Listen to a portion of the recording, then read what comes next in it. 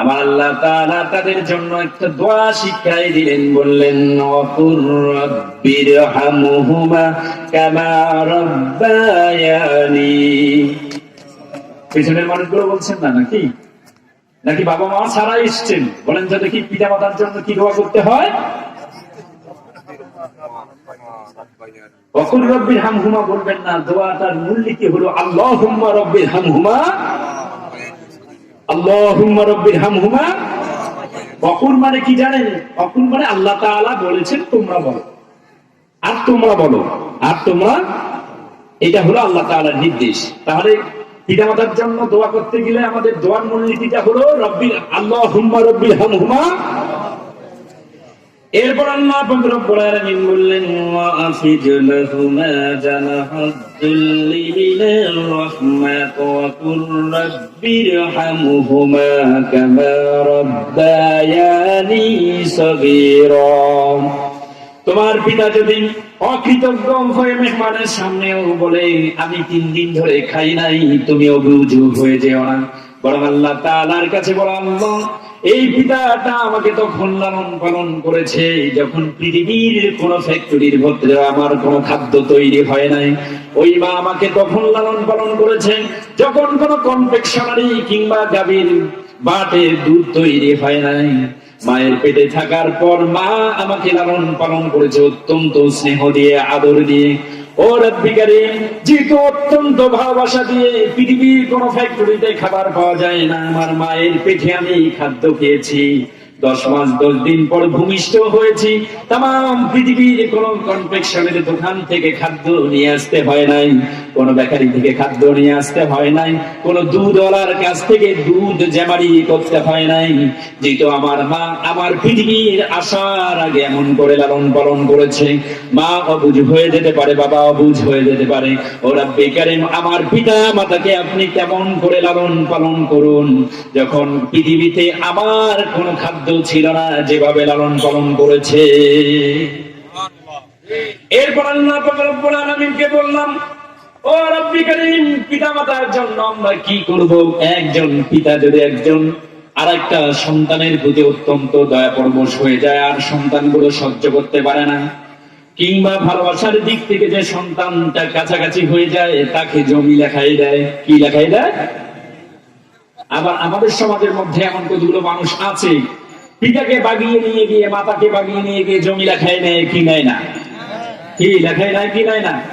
আল্লাহর রাসূল বলেছেন, যারা অন্যের অধিকার, অন্যের হক গুলোকে বেহক করে দেয়, ওটাকে তোমরা মুসলমান বলবা না, ওটাকে তোমরা মুসলমান বলবা না। কিন্তু এরপরেও তো সে তোমার পিতা কিংবা মাতা, সে তোমার পিতা কিংবা, তোমাকে জমি না দিতে পারে, কিংবা তোমার পিতা রিক্সাওয়ালা হতে পারে, রিক্সা চালার কারণে তোমার স্তবর কোন মাথা গোজার ঠাঁই নাই, সারাক্ষণ পিতাকে অকর্মা অকর্মা অথর্ব বলে গালি দাও। হ্যাঁ, একটা জীবনে আমাদের জন্য কিছুই করে যায় নাই, কিছুই করে। আমার আল্লাহ পাক রব্বুল আলামিন বললেন, রাব্বুকুম আ'লামু বিমা ফি নুফুসিকুম। তোমার পিতা তোমার জন্য বাড়ি করার জমি না দিতে পারে, তারপরে যদি তুমি তার প্রতি ইহসান করো, আনতাকুনু সালিহিন ফাইন্নাহু কানা লিল আওয়াবিনা গফুরান। এটা হলো তোমার পিতার প্রতি সদাচরণ করার আল্লাহ পাক রব্বুল আলামিনের মানদণ্ড। কেউ যদি মানদণ্ডটা গ্রহণ করে, আমি আল্লাহ পাক রব্বুল আলামিন বান্দার বন্দেগী নীতি অবলম্বন করার কারণে তাদেরকে ক্ষমা করে দেই। এরপর আল্লাহ পাক রব্বুল আলামিনকে বললাম, রব্বি কারীম, প্রথমে তো তোমার ইবাদত, তারপর পিতামাতার সেবা শুশ্রূষা করার বিধান আপনি মিরাজের রজনীতে দিলেন, আর কি সেই টোপলার ভিতরে দিলেন। আবার আল্লাহ পাক রব্বুল আলামিন বললেন, তামাম বিশ্বের মানবতার জন্য মিরাজে আমি বিশ্ব মানবতার জন্য উপহার পাঠিয়ে দিয়েছি। আমরা বললাম, আল্লাহ তৃতীয় নম্বর উপহারটা কি? আল্লাহ পাক রব্বুল আলামিন বললেন, ওয়া আতিদাল কুরবা হাক্কাহু ওয়াল মিসকিন ওয়া ইবনাস সাবিল। আমার আল্লাহ পাক রব্বুল আলামিন বললেন, ও পৃথিবীর মানুষগুলো শোনো, আমি আল্লাহ তাআলা রাসূলের টোপলার ভিতরে যে জিনিসটা দিয়ে দিলাম সেটা হলো, মানুষ কখনো আত্মীয় স্বজন থেকে বাইরে নয়, মানুষের আত্মীয় স্বজন আছে কি নাই? বিবাহের দিক থেকে আত্মীয় স্বজনের সম্পর্ক হয়, রক্তের দিক থেকে আত্মীয় স্বজন সম্পর্ক হয়, হয় কি হয় না? আমার আল্লাহকে বললাম, আল্লাহ এরাও তো আমার আত্মীয়, শ্বশুরের দিক থেকে আত্মীয়, শ্বশুর বাড়ির লোকগুলো আত্মীয়, আবার আমার দাদা চাচারাও আত্মীয়, আত্মীয় কিনা? তো এই আত্মীয়দেরকে আমি কি করব? আমার আল্লাহ রব্বুল আলামিন বললেন, পৃথিবীর মানুষদের শোনো, তুমি বেঈমান হতে পারো, হিন্দু হতে পারো, কিন্তু পৃথিবীর স্থিতিশীলতা রক্ষা করার জন্য, সামাজিক ব্যালেন্স ঠিক করার জন্য আমি তোমাদের প্রতি যে অর্ডিন্যান্সটা জারি করে দিলাম, ওয়াতিদাল কুরবা হাক্কাহু, তোমার ঈমান না থাকতে পারে, তুমি বেঈমান হয়ে যেতে পারো, তোমার ঈমান থাকতে পারে, যদি তুমি ঈমানদার হও তোমার জন্য এটা ফরজ, যদি তুমি বেঈমান হও তোমার জন্য এটা ফরজ, তথা বিশ্ব মানবতার জন্য এটা ফরজ হলো ওয়াতিদাল কুরবা হাক্কাহু, তুমি তোমার আত্মীয় স্বজনের অধিকার আদায় করবে। কি করবে? এরপর আল্লাহ তাআলাকে বললাম, আল্লাহ আত্মীয় স্বজনের অধিকার কেমন করে আদায় করব? আমার বোনের বিয়ে হয়ে গেছে, কি হয়ে গেছে? আল্লাহ তাআলা বললেন, যদি বিয়ে হয়ে যায় সে তো তোমার পিতার সন্তান, যখন পিতার পরিত্যক্ত সম্পদ পায়, খবরদার খবরদার পিতার পরিত্যক্ত সম্পদ থেকে তাকে বঞ্চিত করে দিও না। এবার আমরা আল্লাহ তাআলাকে বললাম, আল্লাহ না হয় দাদার দিক থেকে আত্মীয় হলো, বউয়ের দিক থেকে আত্মীয় হলো, আত্মীয়র বাইরে তো সমাজের আরো কতগুলো ব্যক্তি রয়েছে, তাদের প্রতি আমাদের অধিকার কি? আমার আল্লাহ পাক রব্বুল আলামিন বললেন, ওয়াল মাসাকিন, মিসকিন যারা অভাবগ্রস্ত রয়েছে তাদের অধিকার আদায় করো। মিসকিনদের অধিকার আদায় করতে হবে। কার অধিকার? যদি ভিক্ষুক বেধর্মী আসে, আপনি কি ভিক্ষা দেবেন না? আল্লাহ তাআলা ফরজ করে দিয়েছেন মিসকিনদের অধিকার আদায় করতে হবে। কার অধিকার? বেধর্মী হলেও তার অধিকার আদায় করে দিতে হবে, তাদের অধিকারের পাহারাদার আপনি। জোরে বলেন ঠিক কিনা? এবার আল্লাহ তাআলাকে বললাম, আল্লাহ এই মিসকিনদের বাইরে অনেক শ্রেণীর মানুষ আমাদের সমাজের ভিতরে আছে, যারা ভিন্ন দেশের মানুষগুলো, তারা নির্যাতিত নিপীড়িত হয়ে আমার সমাজের মধ্যে আসে। যেমন রোহিঙ্গারা এসেছে। কারা এসেছে? রোহিঙ্গারা যখন আমাদের দেশে আসলো, আমার বন্ধু মুসলমান ভাইরা, আমার আল্লাহ তাআলা বললেন, ওয়াবনাস সাবিল।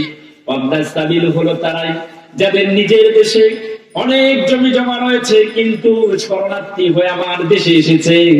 আমার আল্লাহ রব্বুল আলামিন বললেন, ও মুসলমান, শুধু তুমি নয়, মানবতার প্রতি দায়িত্ববোধ থেকে তোমাকে অবশ্য রোহিঙ্গাদেরকে সাহায্য করতে হবে। কাকে সাহায্য করতে হবে? জোরে বলেন তো দেখি, এগুলো কি সামাজিকতার বাইরে? এগুলো কি সামাজিকতার বাইরে?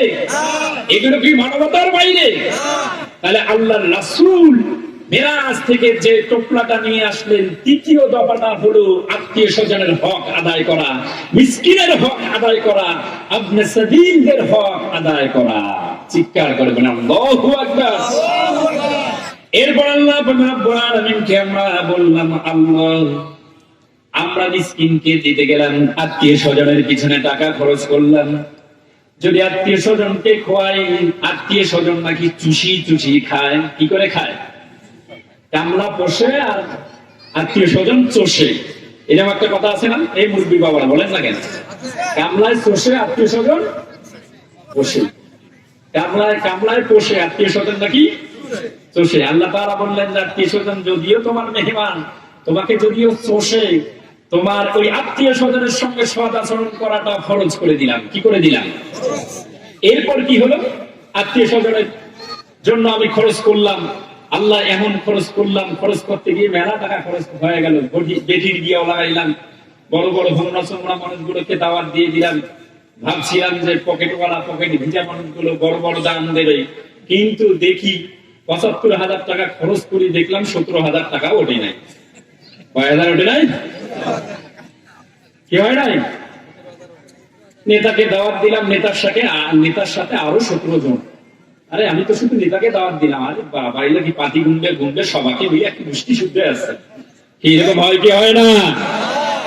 আমার বন্ধু মুসলমান ভাইরা, আল্লাহ তাআলা বললেন, তোমার স্বাবলম্বী করার জন্য খবরদার খবরদার আত্মীয় স্বজনকে ধারাতে গিয়ে তোমার খরচটা যেন বেশি হয়ে না যায়, এই জন্য তোমাকে একটা পন্থা অবলম্বন করতে হবে।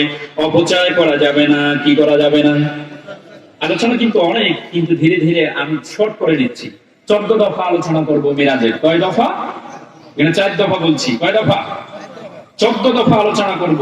আর আপনারা মিলাই নেবেন সেটা হিন্দুদের মানবতার সঙ্গে মেলে কিনা, বিশ্ব মানবতার সঙ্গে সেটা মেলে কিনা।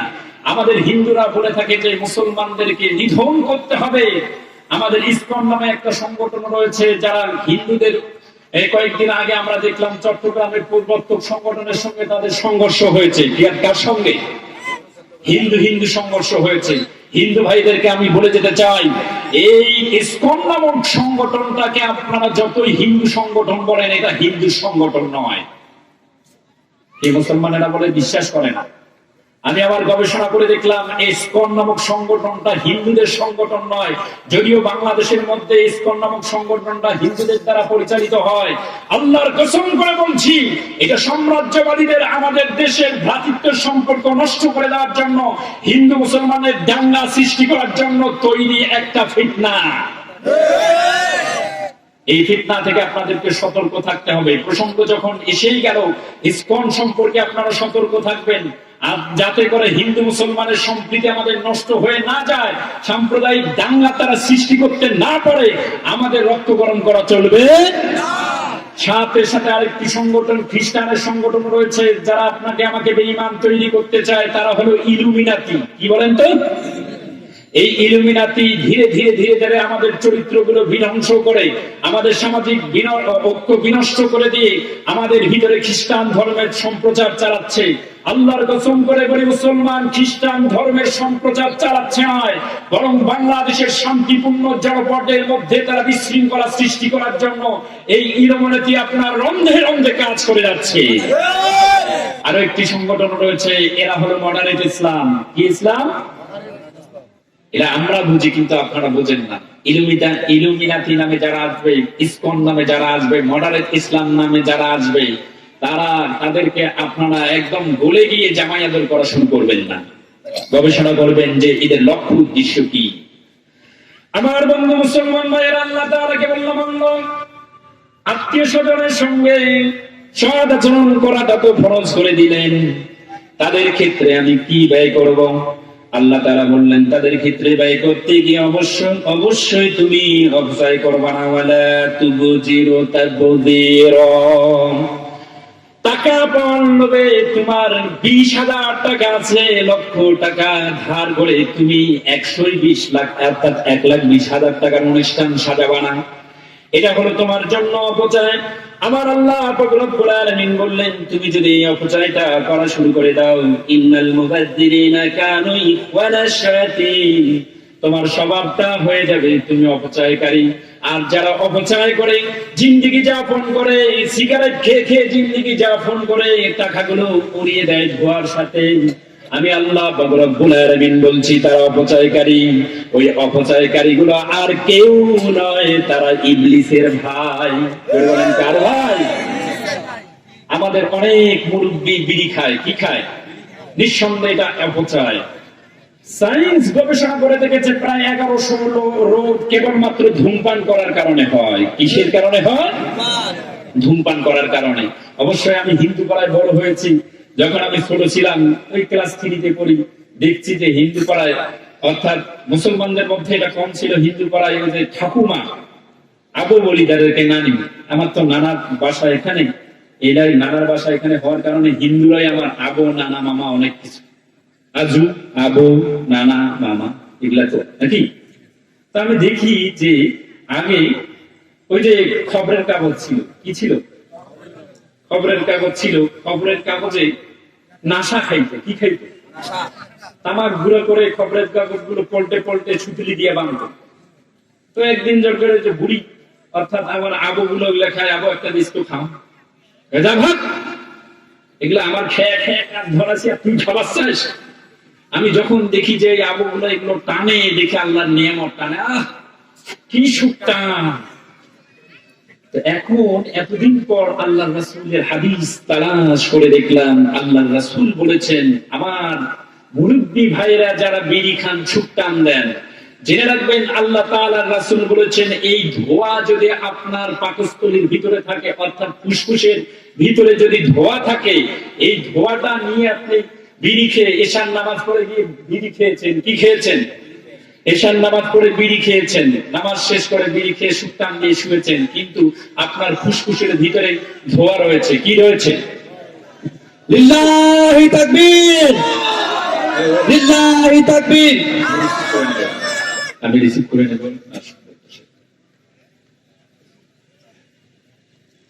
সবাই বলি মারহাবা। মাহফিলের দ্বিতীয় মেহমানের আগমন মুহতারাম আজিজুল ইসলাম আকন্দর সাহেবের, আমরা তাকে মোবারকবাদ জানাই, অন্তরের স্থল থেকে বলি মারহাবা। আল্লাহ তাআলা আমাদের মাঝে তাকে পৌঁছায় দিয়েছেন, এর জন্য শুকরিয়া, আলহামদুলিল্লাহ। আল্লাহ তাআলা তার আলোচনা থেকে আমাদের সারগর্ভপূর্ণ আলোচনা গ্রহণ করে জীবনকে সাফল্যমণ্ডিত করার তৌফিক দান করুক, সকলে বলি আল্লাহুম্মা আমিন। তো এই সুখ টান গুলো দিয়ে থাকেন, কি টান দিয়ে থাকেন? আল্লাহর রাসূলের হাদিস তালাশ করে দেখলাম, ফুসফুসের ভিতরে যদি ধোঁয়া নিয়ে কেউ ফজরে মৃত্যুবরণ করে, কি করে? অথচ তওবা করলো না। আল্লাহ তাআলার রাসূল বলেছেন, একজন হিন্দু ঈমান না আনার কারণে সে মুশরিক, কি না আনার কারণে? মুশরিক। এই বিড়িখোর তওবা না করে যদি মৃত্যুবরণ করে, সেই মুশরিক হয়ে মৃত্যুবরণ করবে।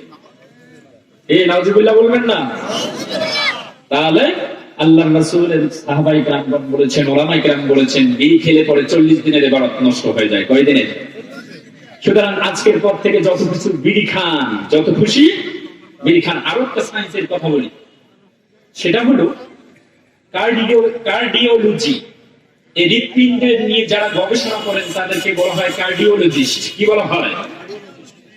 এই কার্ডিওলজিস্টরা দেখেন, আজকে এই কার্ডিওলজিস্ট তথা হৃৎপিণ্ডকে, শিরা উপশিরাগুলোকে ভালো করা যায়। কি করা যায়? যদি কোনো রগ ব্লক হয়ে যায়, যদি রগ ব্লক হয়ে যায়, তখন এই কার্ডিওলজিস্টরা রগগুলোকে সচল করে দেয়। এই কার্ডিওলজিস্টের একটা চিকিৎসা পদ্ধতি হলো এনজিওগ্রাম। কি গান? নাম বললে চিনবেন, গজঘন্টা ইউনিয়নের প্রধান শিক্ষক, হৃদরোগে আক্রান্ত। তিনি যুবক বয়সে ধূমপান করতেন। কি করতেন? শেষে তিনি হৃদরোগে আক্রান্ত হয়েছেন। এনজিওগ্রাম করতে গিয়ে রিপোর্ট যখন আসলো, তখন শিক্ষককে বলা হলো, মোহতারাম, আপনার তো এই রিপোর্টের মধ্যে আমরা হৃৎপিণ্ডের ভিতরে একটা ধোঁয়ার কুণ্ডলী দেখতে পেলাম। আপনি কি সিগারেট খান? কি খান? সিগারেট খান। তো বলছে যে সিগারেট খাইতাম সেই কবে, ভুলে গেছে। আমরা এনজিওগ্রামের রিপোর্টের ভিতরে দেখলাম আপনার হৃৎপিণ্ডের ভিতরে ধোঁয়ার কুণ্ডলী। কিসের কুণ্ডলী? যুবক বয়সে বিড়ি খেয়েছেন, কিন্তু এখনো ধোঁয়ার কুণ্ডলী। শেষ করার জন্য বলা হয়েছে, মেহমানকে সামনে রেখে বেয়াদবি নয়, 13টা দফা, আমি 4টা দফার কথা বলেছি বিশ্ব মানবতার জন্য। এই দফাগুলো অত্যন্ত কার্যকর, যেগুলো আমাদের অপরিহার্য ভাবে মেনে চলতে হবে। হুজুর যদি আমাকে শুধু একটু সময় দেন, আমি 14টা দফা শুধু অর্থ বলে শেষ করে দেব। সময় দেবেন? কয় মিনিট? এরপর আল্লাহ পাক রব্বুল আলামিন আমাদেরকে কি বললেন? অপচয় করা যাবে না। কি করা যাবে না? এরপর আল্লাহ তাআলা আমাদেরকে বললেন যে আমাদের অলস থাকা যাবে না। কি করা যাবে না? অলস থাকার কথা বলতে গিয়ে আল্লাহ তাআলা বললেন, তোমাদের হাতগুলো গলার সঙ্গে বেঁধে রাখবা না। কিসের সঙ্গে বেঁধে রাখবা না? কিসের সঙ্গে বেঁধে রাখবা না? কোন যুবক চাকরি সন্ধান না করলেও, চাকরি না পেলেও তাকে পরিশ্রম করতে হবে। কি করতে হবে? পরিশ্রম অন্তত করতে হবে। বাপ দাদার পেশা ধরতে হবে। কি করতে হবে? চাকরি তার নসিবে নাই, গলার সঙ্গে হাত বেঁধে রাখবে না। ধরে বলেন তো দেখি, এটা শুধু মুসলমানদের জন্য না, অন্য জাতির জন্য? এরপর আল্লাহ তাআলাকে জিজ্ঞেস করলাম, আল্লাহ তারপর মিরাজের মাধ্যমে আপনি কি দিলেন? আল্লাহ তাআলা বললেন, ও পৃথিবীর মানুষগুলো বলো, শোনো, ইন্না রাব্বাকা ইয়াবসিতুর রিজকা লিমান ইয়াশা। দেখো, তোমরা রিজিকের অন্বেষণ করো। আমি আল্লাহ তাআলা যাকে চাই তার রিজিক প্রশস্ত করে দেই, এবং যাকে চাই তার রিজিক সংকীর্ণ করে দেই। ইন্নাহু কানা বিইবাদিহি খাবীরাম বাসীরা। তোমরা জীবিকা অন্বেষণ করতে গিয়ে দুর্নীতি করো নাকি চুরি করো, ডাকাতি করো, আমি আল্লাহ পাক রব্বুল আলামিন তোমাদের আমল সম্পর্কে সবচেয়ে বেশি অবগত। তাহলে কি করতে হবে? পরিশ্রম করতে হবে। এরপর আল্লাহ তাআলা কি বললেন? আল্লাহ মিরাজের মাধ্যমে বিশ্ব মানবতার জন্য আল্লাহ তোমার রাসূলকে আর কি দিলেন? আল্লাহ তাআলা বললেন ওয়ালা তাকুতুলু আওলাদাকুম খাশিয়াতা ইমলাক। দারিদ্রতার ভয়ে তোমরা তোমাদের সন্তানগুলোকে হত্যা করবা না। দারিদ্রতার ভয়ে সন্তানগুলোকে কি করবা না? হত্যা করবা না। অনেক নারী পুরুষ রয়েছে, অনেক নারী পুরুষ রয়েছে, আমরা দেখছি নব দম্পতি বিবাহ করেছে, সে তার স্ত্রীর সঙ্গে পরামর্শ করেছে 5 বছর পর সন্তান নেব। কয় বছর? কিন্তু আকস্মিক ভাবে সন্তান এসে গেছে। নিয়োগ করেছিলাম 5 বছর পর সন্তান নেব, মাঝখানে সন্তান আসার কারণে অ্যাবর্শন করে। কি করে? সন্তান খালাস করে দেয়, অর্থাৎ পেটের সন্তানকে হত্যা করে। কি করে? আমি আস্তে আস্তে একটা সংবাদ শুনলাম, 60 বছরের একজন মহিলা আর 70 বছরের একজন বুড়া, হঠাৎ করে তাদের সন্তান এসে গেছে। এই বয়সে সন্তান আসার কারণে লজ্জায় মুখ রাখার, বেদনা রাখার পৃথিবী নাই। কোথায় সেই বেদনা রাখবে? ডিসিশন নিয়ে ক্লিনিক পর্যন্ত চলে গেছে। কোথায় চলে গেছে? লজ্জার কারণে সন্তানকে হত্যা করে। কি করে? আল্লাহর কসম, মুসলমান কোন যুবক যুবতী কিংবা কোন নারী পুরুষের এরকম যদি পজিশন এসে যায় আর এই কাজটা যদি করে, তাম পৃথিবীর স্রষ্টা বলেছেন পৃথিবীতে মানুষ হত্যা করলে যতটা পাপ হবে, ওই পৃথিবীতে অনাগত সন্তানটাকে অ্যাবর্শন করলে ততটা পাপ হবে। কি হবে? তাহলে পেটের সন্তানকে কি করা যাবে না? হত্যা করা যাবে না। এরপর আল্লাহ তাআলাকে বললাম, আল্লাহ পেটের সন্তানকে হত্যা করবো না তো কি হলো? পৃথিবীর মানুষগুলো তো আমার রক্ত গরম করে দেয়, মেজাজ খারাপ করে দেয়, যদি কাউকে হত্যা করে ফেলি কি হয়ে যাবে? অনেক আলোচনা। আমি আপনাদের এলাকার লোক, মেহমান অনেক দূর থেকে এসেছেন। আল্লাহ তাআলা বলেছেন অন্যায় ভাবে যদি কাউকে হত্যা করা হয় তাহলে হত্যার ক্ষতিপূরণ দিতে হবে। কি করতে হবে? ক্ষতিপূরণ দিতে হবে। এই অধিকার হত্যা হয়ে যাওয়া ব্যক্তির পরিবারকে আল্লাহ তাআলা দিয়েছেন। কে দিয়েছেন? সুতরাং আপনি যদি হিন্দুকে হত্যা করেন, হিন্দুর পরিবারকে দিয়াত দান করবেন। কি দান করবেন? উস্তাদ এটা কি পরিভাষা বলে? হত্যার ক্ষতিপূরণটাকে কি বলা হয়? দিয়াত। হত্যার ক্ষতিপূরণটাকে দিয়াত বলা হয়। কি বলা হয়? দিয়াত। এই ক্ষতিপূরণটা আপনি তাদেরকে দিয়ে দেবেন, অর্থাৎ মিউচুয়াল করে নেবেন। আর যদি তারা আপনাকে ক্ষমা করে দেয়, 5 লক্ষ টাকা নিয়ে ভুলক্রমে হত্যা করে ফেলেছেন, আপনার মুসলমান ভাইকে 5 লক্ষ টাকা দিয়ে যদি ডিসমিস করে ফেলেন, ইসলাম এটা অধিকার দিয়েছে। জোরে বলেন, এটা বিশ্ব মানবতার সনদ কিনা? সমাজের স্থিতিশীলতা রক্ষা করার জন্য আল্লাহ তাআলার পক্ষ থেকে এটা আমাদের উপহার কিনা? এটা আল্লাহ তাআলার পক্ষ থেকে উপহার। এরপর আল্লাহ পাক রব্বুল আলামিন আমাদেরকে কি বললেন? অনেক কথা, বাকি আলোচনা আমি অনুরোধ রাখবো আজিজুল ইসলাম আখন্দ মুহতারাম আমাদের দ্বিতীয় বক্তা যেন এই আয়াত থেকে আলোচনা শুরু করেন।